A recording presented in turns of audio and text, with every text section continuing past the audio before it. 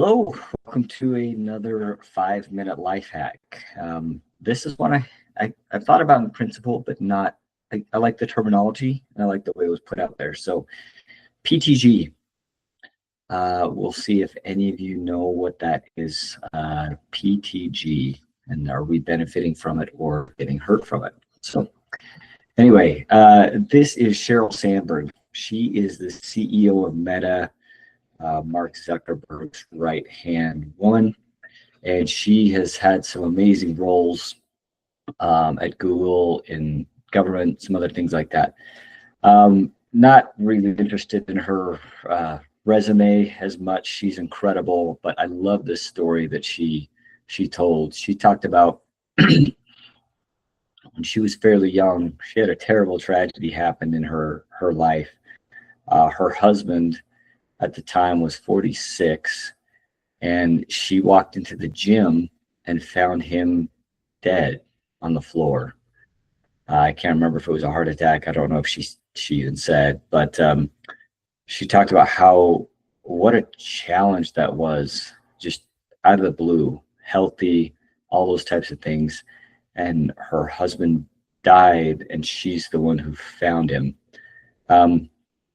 But she talked about that and how tough it was, and never would minimize that and never would wish that on anyone.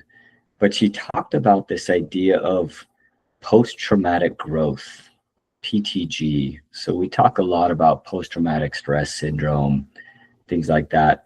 All of those things are real. What she talked about was post-traumatic growth. And she talked about as she worked through that, and it took years, she is now a better friend, because she cares deeper about people and challenges they're having, and is more willing to just open up and talk with them. Even if she doesn't know what to say, she just knows she needs to talk and see if they want to talk and open up. She's remarried, and she talks about how sometimes she'll just be sitting there in bed, so incredibly grateful that her husband next to her is alive. And she never would have thought that way before, which, excuse me, which makes a lot of sense. I think we all take things for granted until they're gone. But she talked about using this really, really tough challenge and letting it help her grow. And I think that's why she is the person she is because she's done that throughout her life. So in the companies a lot, we talk about being smart, humble, hungry, smart. Emotionally smart people learn and grow. They don't just let things happen to them and move on. They learn, and they let it make them better people, better leaders, all of those things. Mel Robbins, who's got a book out, lots of people are reading right now. She has a quote that I really liked. It says, "We let our feelings dictate what we do, and we have to do the opposite if we want to change." I think this goes in the face a little bit of some of the talk of being authentic, and doing things for us and doing our own thing. I think sometimes that discussion is very valid and very important, but sometimes I think we forget the part about others and other people as well in that. And so I like this quote a lot by her that talks about, hey, you can let your feelings dictate how you run your life. It's probably not a great strategy for long-term growth. There's lots of days you'll wake up and not want to get up and out of bed, or you won't feel like going to the gym, or you won't feel like eating healthy. You'd rather have a pizza and a candy bar and a soda, whatever it is. And we have to counteract sometimes how we feel in the near term so that we can feel better in the long term about who we are and what we're doing. Anyway, one story I heard that I thought was interesting, and I'm not sure my exact takeaway from it, but there was one of our board members runs a Goldman Sachs small business program where they bring in CEOs, 40 different CEOs from the community, and they help them grow their small businesses. And she said they were about to start a new program, and there was a 60-year-old gentleman who was ready to start, and they got word that the day before the program was supposed to commence. And this is a pretty committed program. You commit to go 1 full day a week, take work off, and you really try your hardest not to miss. It's a pretty big commitment. But his son passed away the day before the program. So they got word that, well, obviously he's not going to be here. And then they were, they're setting up and passing out name tags the morning of the event. And he showed up. And she pulled him aside and said, hey, Edgar, I can't remember his name, something like that.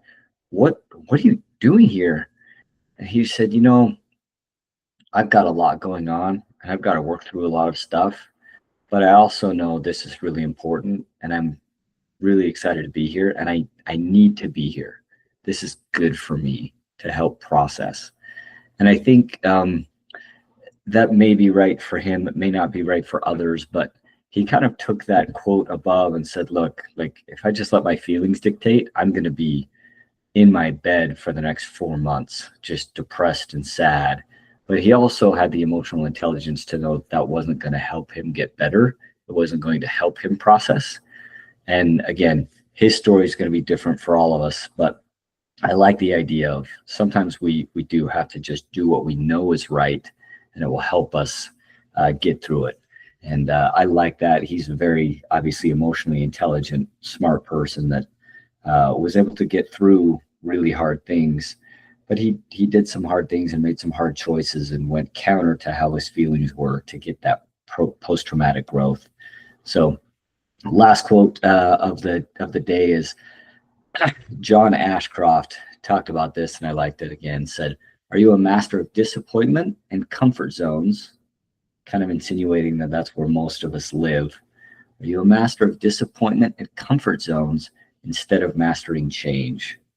And really, I think looking at it, like this flower or monarch butterflies or just life in general, change is good. It just happens. It is what it is.